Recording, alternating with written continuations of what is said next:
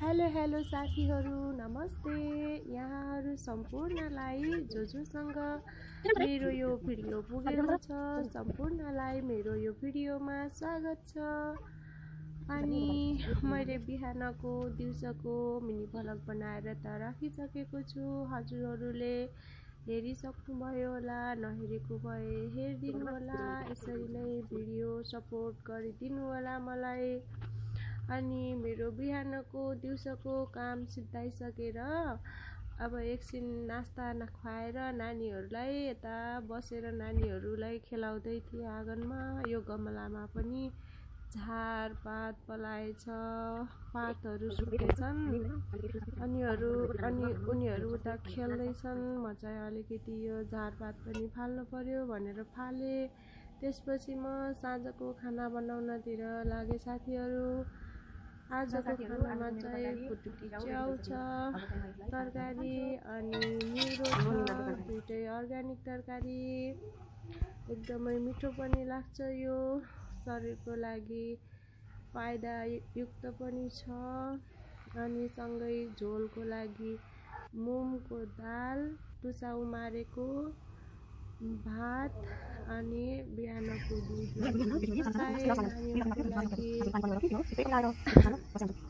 त्यसपछि बाहिर एकछिन गए, फेरि हेर्न आँगनतिर त पेटीमा यति धेरै कमिला ताती लागेर चलिरहेको रहेछन्।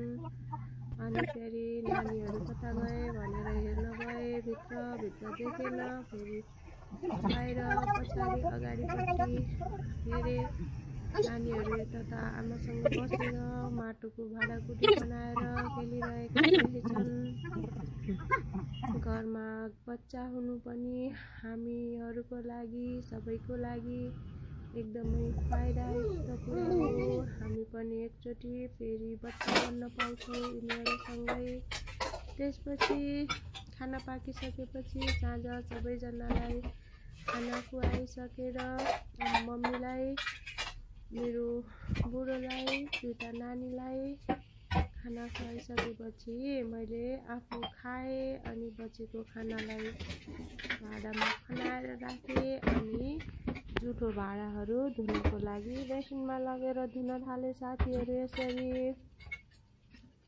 हाम्रो परिवार चाहिँ सानो छ। अनि यो भाँडा मिचिसकेपछि भान्सा सफा गर्छु। भान्सा सफा गरेपछि आजको मेरो दिनको काम सकिन्छ। अनि भित्र जान्छु। नानीहरू भित्र आमासँग खेलिरहेका छन्, टिभी हेर्दै नाचिरहेका छन्। अब एकछिनमा म भित्र जान्छु, नानीहरूलाई दुध लगेर अनि दुध खुवाउँछु उनीहरूलाई। अनि सुत्छन् अनि त्यसपछि म पनि सुत्छु। यसरी आजको मेरो दिन समाप्त हुन्छ साथीहरू।